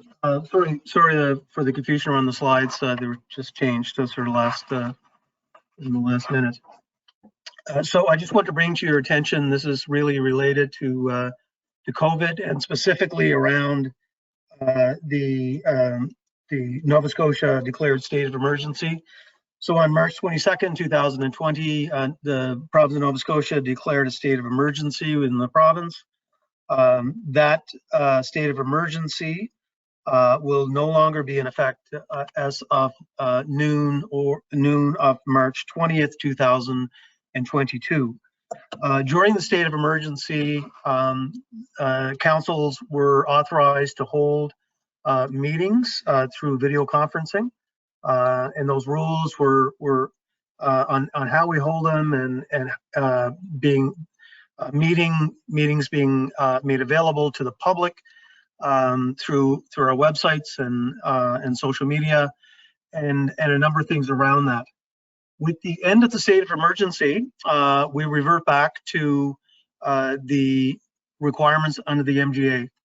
And so I'd just like to kind of review the requirements under the MGA and specifically the need for a policy of the town if we wish to have any consideration for a future meeting which is held through video conferencing. So with respect to the MGA, paragraph 19A, where a procedural policy of council provides a council meeting or council committee meetings may be conducted by electronic means if at least 2 days prior to the meeting notice is given to the public. The way in which the policy is conducted, the electronic means enables the public to see and hear the meeting as it is occurring. The electronic means enables all meeting participants to see and hear each other, and any additional requirements established by the regulations have been met. So the MGA is very clear. in order for us to hold a meeting by electronic means after the state of emergency, a policy has to be in place. So just bear with me for a moment.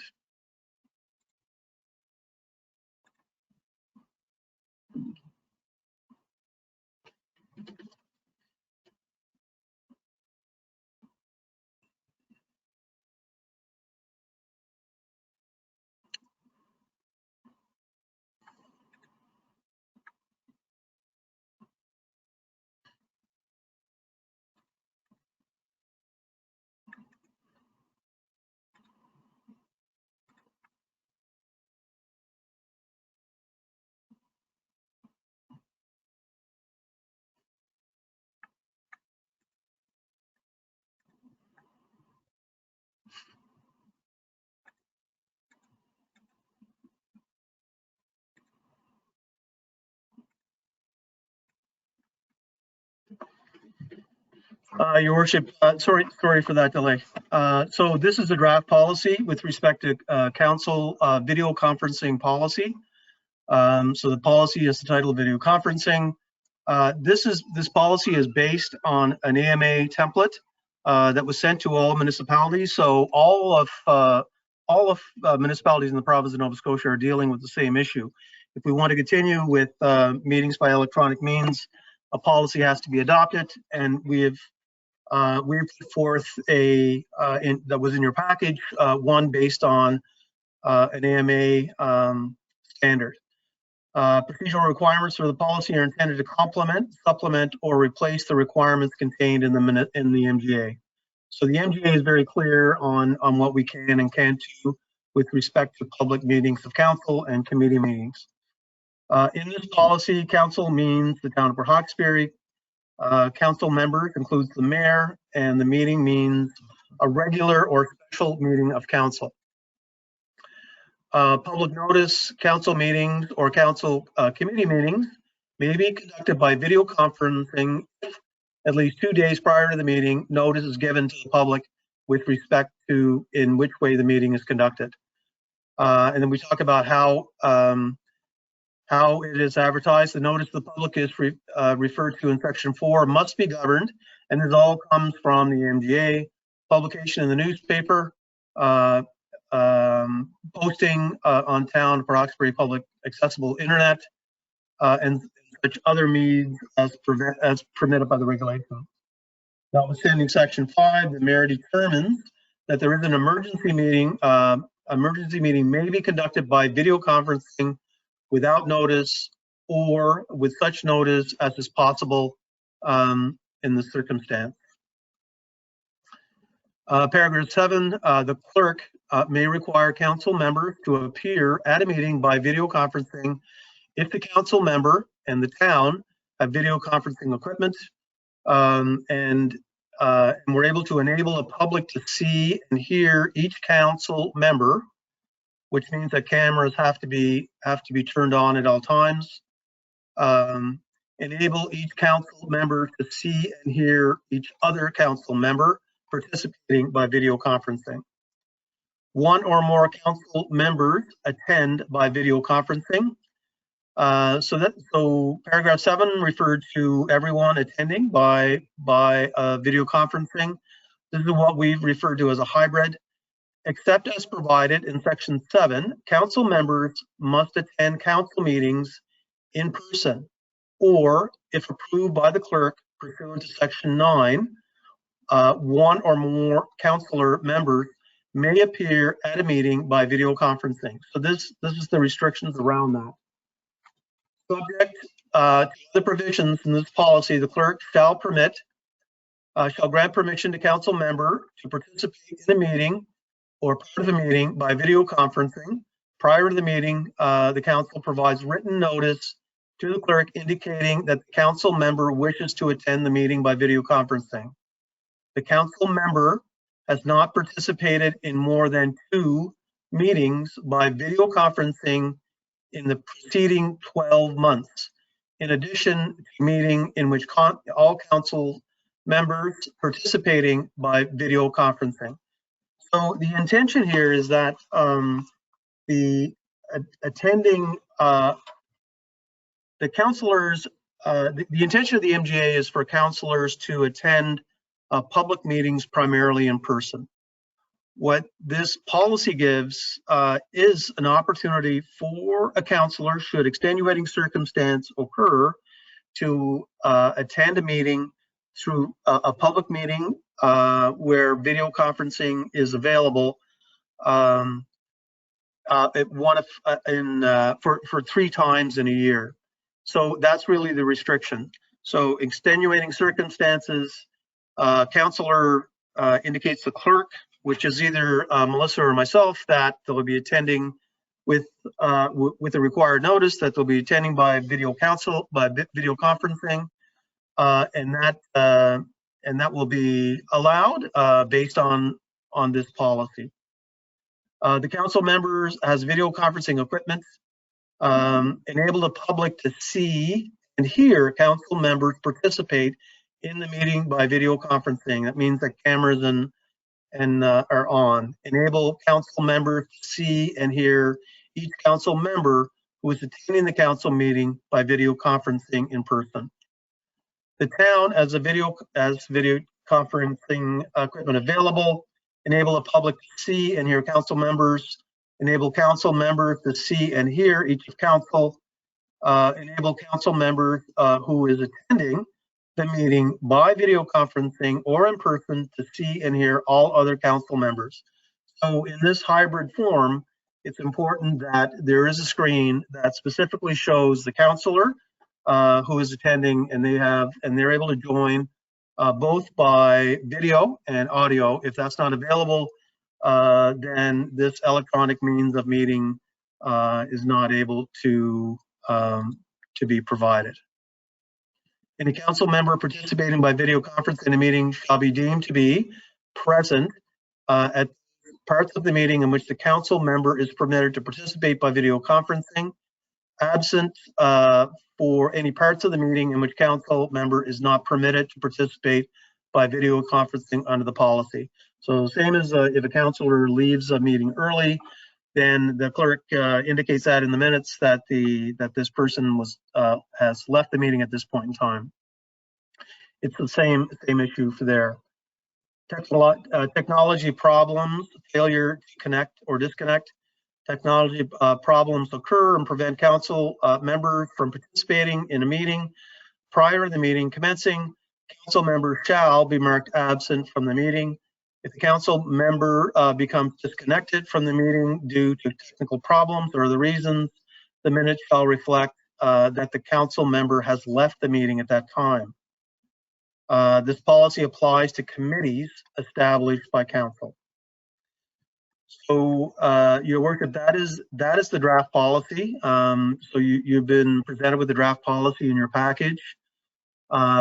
This will provide an opportunity for both meetings where all councilors and staff attend by video conferencing when it's deemed appropriate, and for the hybrid situation in rare times, at least 3 times a year, for councilors to attend a meeting by electronic means when it's an in-person meeting. So I'd ask any questions and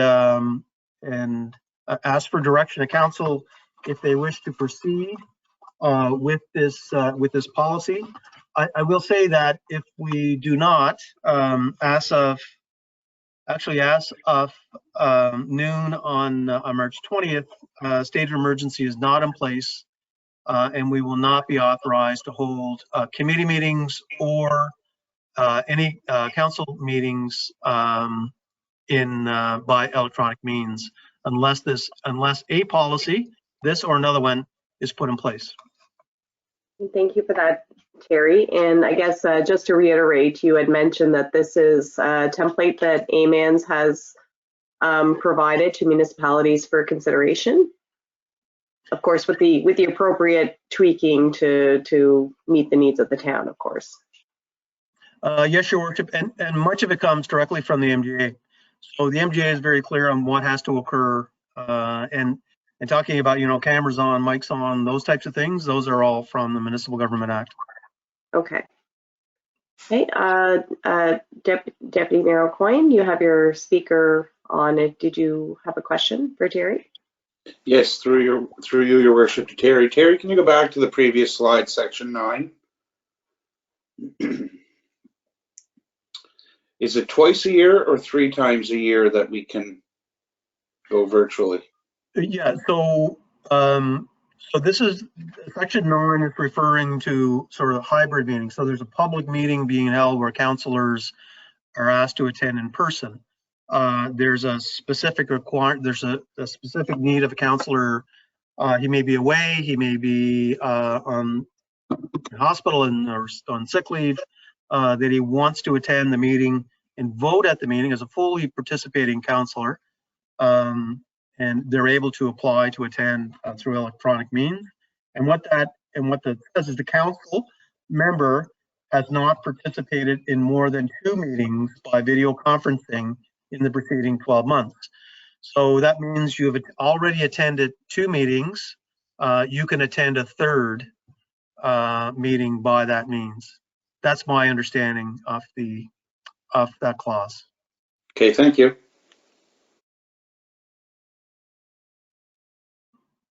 Any follow-up questions or comments, Deputy Mayor? Okay. Any other comments or questions for Terry? Councillor McDougall?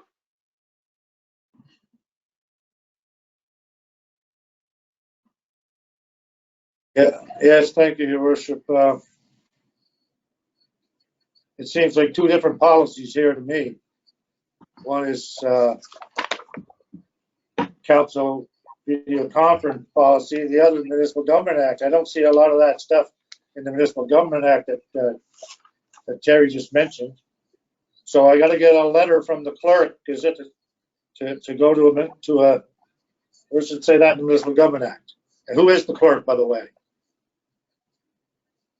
Well, officially the CAO is the clerk, acts in the clerk. Many of the duties of clerk are performed by at the position that Melissa Warner is in right now. Yeah, I guess I'm just going. I understand and I support the Municipal Government Act, but this, policies are to be made by council. Obviously, this is a draft, so I think there's more work has to be done on this, and there has to be a meeting set. There's things like the public that have to participate, like Bill Dunphy or John Gillis driving from Inverness for the safety. And this is 2022, not 1992. We should be opening up more. I'd like to have some more look into this anyway. I'd like to have a special, just a sit-down council meeting, a policy meeting on this. Thank you. Thank you, Councillor McDougall. I guess your references with regard to citizens and media being able to participate in a hybrid type of a way. I just want to kind of understand your statement. You just have the option for citizens or media to be able to participate virtually. Got you. Yes, and more than twice, and for us also, everybody. Yes, that's right. Got it. Okay. I'm not sure, Terry, if this is strictly for council participation. Is there any reference to staff participation for virtual or media or citizens, Terry? No, there's not. So there's nothing preventing media or staff from attending a meeting virtually. Okay. This is specifically with respect to councillors. That's why, and it comes from the MGA. And if council were to sit down and review this specifically with respect to the MGA requirements and the draft policy, that's a good exercise, and we can set that up at the wish of council.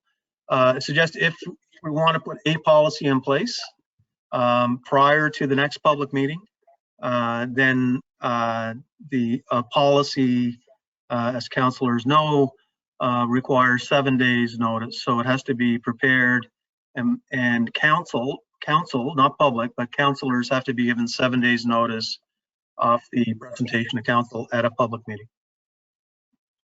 So if the wish of council, we can reconvene, we can convene a meeting and discuss this bylaw, but I wait for direction of council. Sure. I guess we'll have an opportunity, hopefully, to hear from Councillor McIver and Councillor McQuarrie. So over to you, Councillor McIver. Yes, Your Worship, through you. I'm a bit confused with it too myself. I've looked at the MGA, and the MGA, I mean, the way it is I guess they're allowing us to have video conferencing meetings now with stipulations. And then I looked through the template of the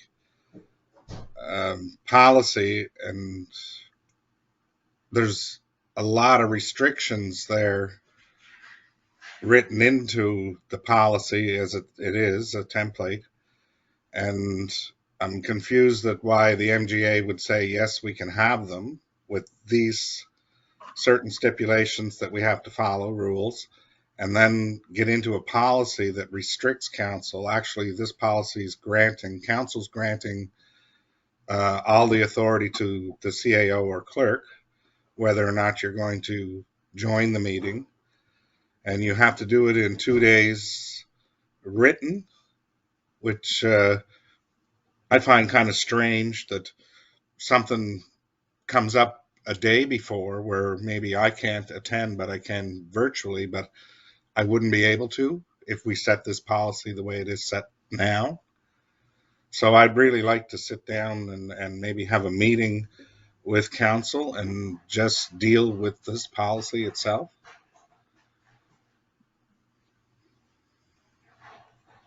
Thank you, Councillor McIver. Any follow-up comments or questions, or you're good? No, Your Worship, that's good. Perfect. Just one quick question of clarification, Terry. So I guess the allowances around teleconferencing and virtual meetings currently that has been granted around the state of emergency, that from what you had mentioned prior, once the state of emergency ceases to exist, that also those rules, those temporary rules, also cease to exist. Am I understanding that correctly, Terry? Yes, if as of March 20th, council will not be able to hold a meeting electronically unless there is a policy in place.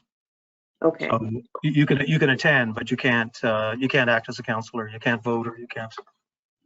I got okay. So until we, I guess, and if council wants to kind of iron this out a little bit, prior to that, it's going to have to be in person if that meeting occurs on March 20th or later, at least until we have a policy in place for virtual conferencing. Is that correct? Yes.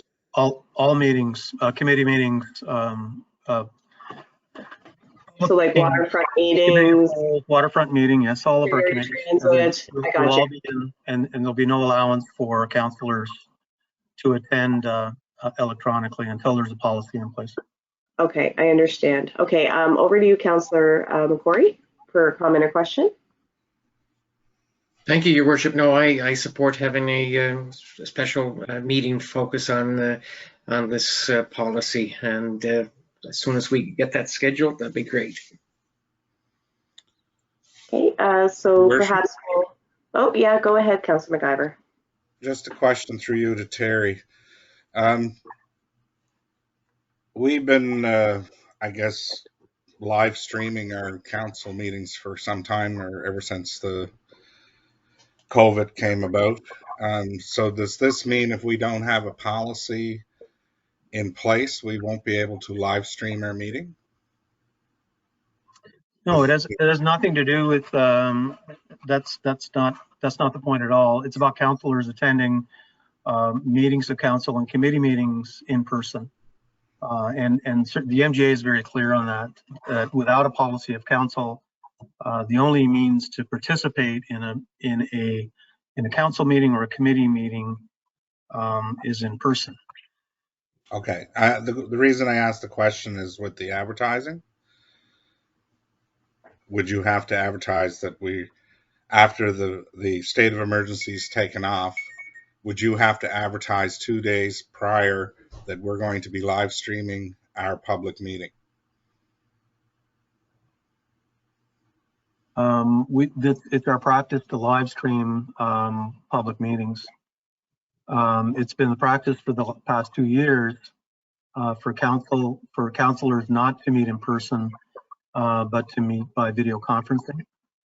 So when there's a policy in place, if council decides to put a policy in place and councilors decide to join a committee meeting or a council meeting by video conferencing, then that advertising requirement must be met. And that advertising requirement is specifically in the MGA, and you can look at that. But we can take our time and go through each of those components. You can review the MGA with respect to what's there specifically with respect to this item, paragraph 19, and then look at what policy you want in place. So it's your policy. That's I'm talking to people who know this, but that's your responsibility is to put policy and bylaw in place. So. Okay. Thank you, Your Worship. You're welcome. Any other comments or questions? Okay, so I guess we'll look at the net. Oh yeah, you go ahead, Councillor McDougall, if you have another comment or question. Yes, Your Worship. Just thank you, and just on Terry's last comment, that's very good. A very good point you just made. As far as I can understand, I mean, we make policies. Our town council, that's what we're elected for, to make policies, bylaws, and motions. But anyway, what he just said is absolutely right. As long as we have a policy, and it's our policy, we don't have to do Halifax or Sydney. It's our policy, and if we have a policy and it's sent to the municipal government, then we can have video conferencing. But it's our policy, not a policy from somebody else, is my point. Thank you. All right, so I guess we'll look to poll council for the next available date that we'll be able to, I guess, depending on that date, chances are we may, if it's after the 20th, we'll have to do so in person. So we will hopefully be able to arrange a time to, I guess, dig into this a little further and look at any potential amendments or what we all want that policy to reflect. But we appreciate you taking forward this first draft, Terry. Sir, I guess, do we want to, we only have that one approved edition. Do we want to deal with the taxi policy next? Does that make sense? And I know Deputy Mayor Aucoin has declared a conflict on this item. So I guess we'll give the Deputy Mayor an opportunity to mute and turn off his camera. Your Worship, we have other business first. Oh, okay. I was just wondering if you wanted to deal with it under policy since we were already talking about bylaws and policy. Yep, sure. Yeah, it's just that way we can kind of keep the topics on track, if that makes sense. Sure. You wish to move forward? Is council okay with dealing with policy under this section, the taxi policy? Yes. Yes, I'm fine, Your Worship. Yep. Okay, perfect. Go ahead, Terry. Yeah, thank you, Your Worship. So both of the licensed taxi companies in town have come forward with concerns about the raising of gas prices within the last short period of time. So we've seen an increase in gas prices from $1.40 when we put the current taxi policy in place to $1.73, and it was actually higher than that last week before the prices were reduced at the pumps. But even at $1.73, that's a 23% increase in gas prices. So that directly affects the cost to provide service to our residents and visitors in the town. And taxi companies are asking that we consider increasing the base rate of that's identified in the policy.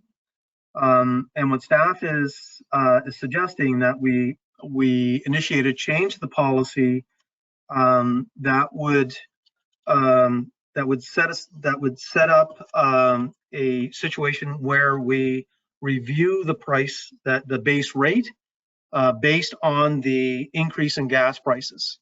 And what we would do is we would every time the gas prices would increase by 20%, then staff would review the base rate and then make a suggestion to council to increase or decrease. So we do hope at some point in time that these exorbitant gas prices will drop, and so we will work in both ways.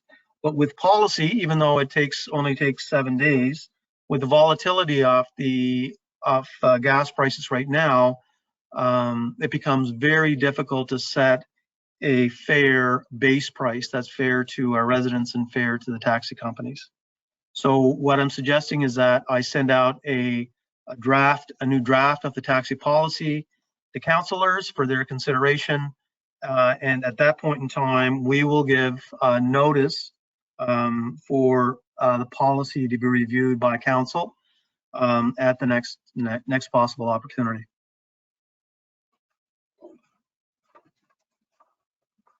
What's the wishes of council? Does that sound like an appropriate go forward plan? Councillor MacIver? Yes, Your Worship, but I have one question, just maybe to jog my memory, Sure. But through you to Terry. Terry, I thought in this new taxi bylaw that we put provisions in it that gave you the authority to look at the base prices. Is that true? So through you, Your Worship, so the way that what we've done to make it better than it was before, that base price was in bylaw.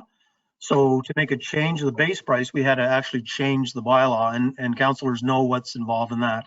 So we put that base price in policy rather than it sitting in bylaw, which makes it easier, but still not anticipating the type of volatility that we see in this marketplace now.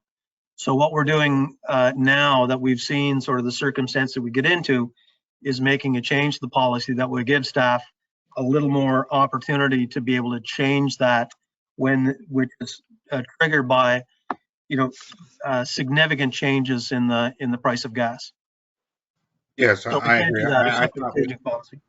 I agree, Your Worship, with that. I thought we did that so that we wouldn't have to, as a council, be revisiting it, that staff could just, I guess, be like a regulator like the province, and if gas is going up, to adjust the base price of cab fares.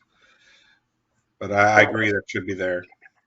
Yeah, if we did have a bit of a matrix or a formula that I guess that would allow staff to do just what you were recommending, Councillor MacIver, that seems like something that could work, so that we could continue to be nimble with regard to whatever that flexible price is at the pumps. Councillor McCrory, you had a question or comment? Yes, Your Worship, just that I agree with what's being proposed here by Terry, and I think that's the appropriate way to deal with these fluctuations. Okay, thank you. Councillor McDougall? Yes, Your Worship, I agree also, yes. Okay, thank you. So I guess we'll wait on that draft coming forward to council, Terry, and we can set a time to deal with that policy change. Yes, we should have that very soon. No problem. Is there anything else remaining on this particular taxi policy item? Not from staff, Your Worship. Okay, thank you. We'll just move on to other business then, and thank you, Council, for accommodating the short switch from that approved additions item up to the appropriate category for bylaws and policies. The first item, just one moment, I want to make sure that Councillor or Deputy Mayor Aucoin is able to join us. Just 1 second.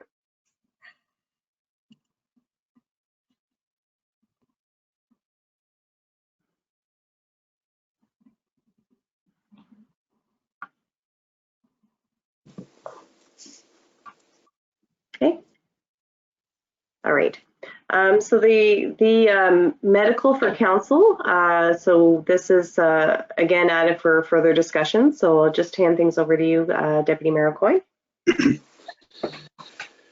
Looking at the clock tonight, Mayor, I think we could probably move this on to next month's meeting. Okay, not a problem. We'll table this until. Okay with that. I'm sure you won't have any trouble getting consensus. Is anybody opposed to that idea? Everybody's good. Thumbs up, Jason. Good.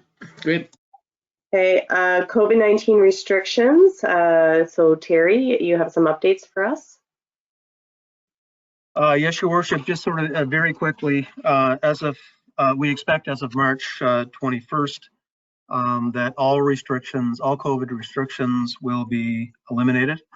So we have the town of Port Hawkesbury through our plans have followed the direction of the province of Nova Scotia, and it would be our intention or advice from staff is for us to continue to do so.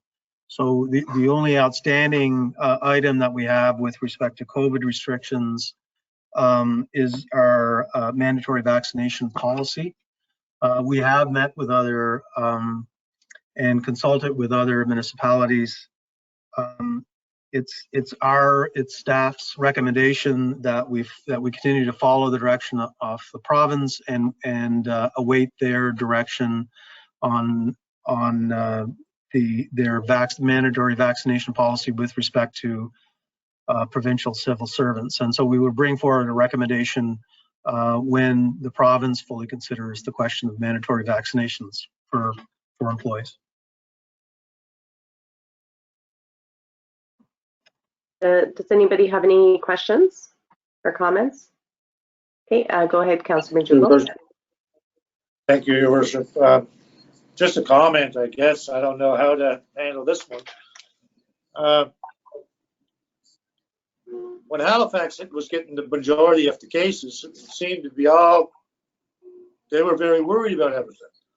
It seems now, lately anyway, the schools around here, we have staff members staying home, their children getting COVID.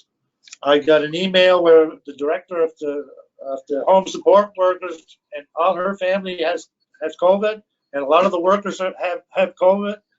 And the schools, there's a lot of COVID in the schools, I'm hearing. I'm just wondering, it seems to be getting worse in this area. And is there anybody talking to any of the provincial government health organizations about this? Because I don't know if the rest of you are feeling or hearing that, but I know at work here, there's at the mill, there's a lot of guys off. So I don't know. Thanks for your comments, Councillor. I guess, Terry, any word on the street with regard to Councillor McDougall's comments? Yeah, I think, Your Worship, from the very beginning and right in our pandemic preparedness plan, we indicated that we would take the advice of the experts, and you know, our Department of Health looks at more than just it looks at all regions, and certainly staff is not educated or have the experience in in assessing what the proper precautions to be taken within a pandemic, and we've followed those, but we have followed the direction of Department of Health in the province of Nova Scotia for the last 2 years, and staff's recommendation is that we continue to do so. If council wish to take other measures, and that's certainly within your prerogative, if you want to put in measures that are more strenuous and cautious than the province, and then that's certainly the prerogative of council with respect to gathering limits, with respect to mask mandates, with respect to proof of vaccination at events, and but it is an onerous task to take on and try to determine what is appropriate if we're not following the guidance of Department of Health. Okay, thank you, Terry. Councillor McIver. Yes, Your Worship, through you. I guess I have concerns with, like, during the state of emergency, the province, Department of Health, through Dr. Strand, was that everybody to be vaccinated, you know, get your first, second, and third, your booster shot. And I find it funny that they're lifting restrictions and they're not saying how important it is to have your vaccinations. And I am a strong believer, okay, I followed all the government regulations. And now that they're lifting, they're saying, oh, well, you know, maybe you don't need the vaccination. So I would like to sit down and talk with staff and how they feel, that if we're going to be hiring new employees, what's our legal rights, like whether or not we can mandate that they have their vaccinations, and maybe talk to our solicitor and see how that would work out. But I strongly believe that anybody working or for the town, for the municipality, they should be vaccinated. It's not meaning you can't get COVID, but it may not be as bad, and you may not pass it on as quickly. And I think we should all think about what's going on in the world. This isn't over yet. So I'd be cautious with this. Thank you, Your Worship. Okay, Deputy Mayor Coyne. Through you, Your Worship, I'd like to echo a lot of Councillor McIver's comments. Just because mandates are being dropped on the 21st of this month doesn't mean we should let our guard down. And I think we did see, you know, during the pandemic, when things were good in our area, some of us let our guard down, or some people let their guard down, or a group, and we saw what happened. You know, we got a big influx. So I don't think this is anything we need to really rush into and make a decision to change the policy that we have. I like the idea of getting some legal advice, and let's think this through and not just a quick decision.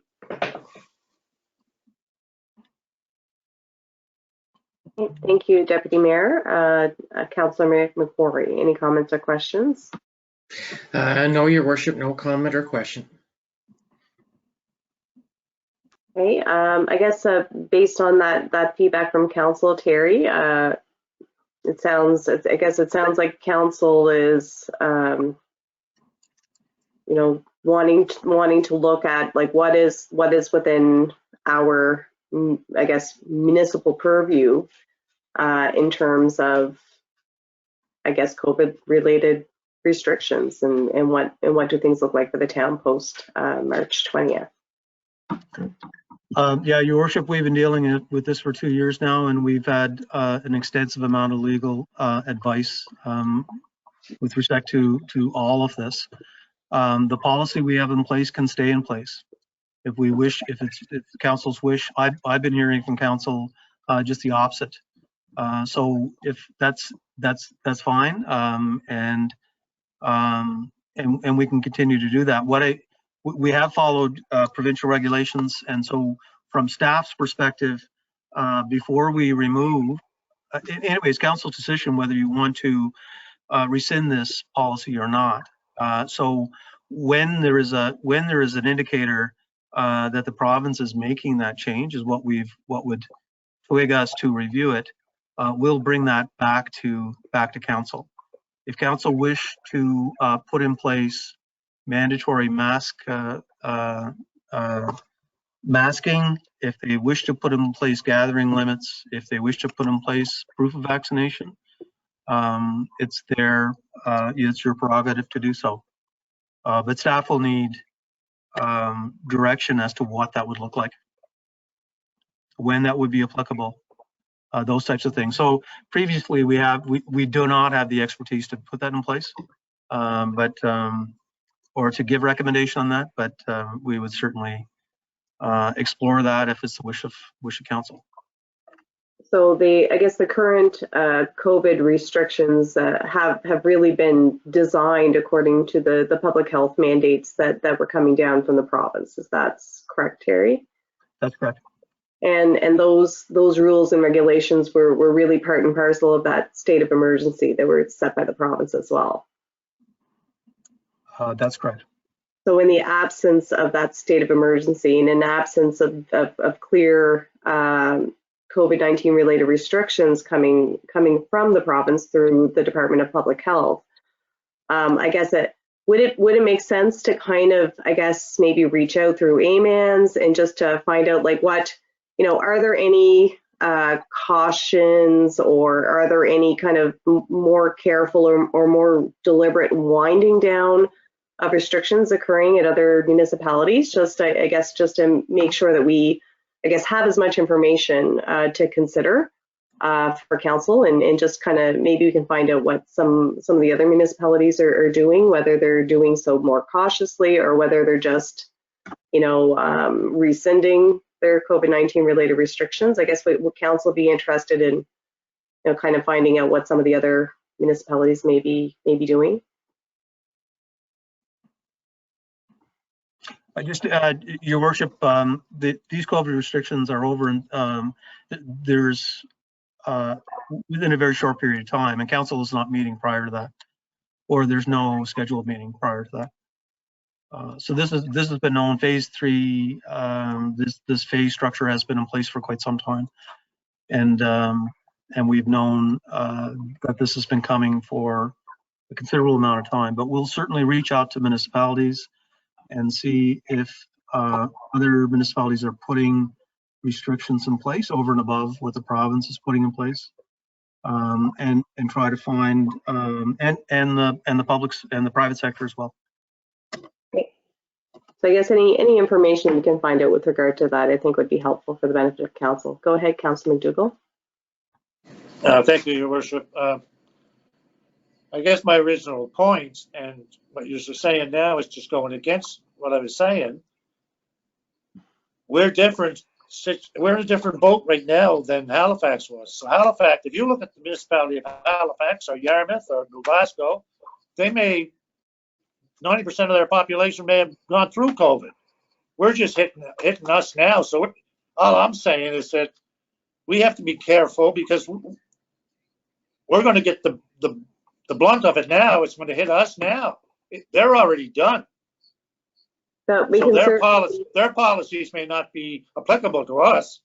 Yeah, but I'm not necessarily saying HRM or Yarmouth, but we can certainly look to see what other Eastern Nova Scotian municipalities are doing that's in our region.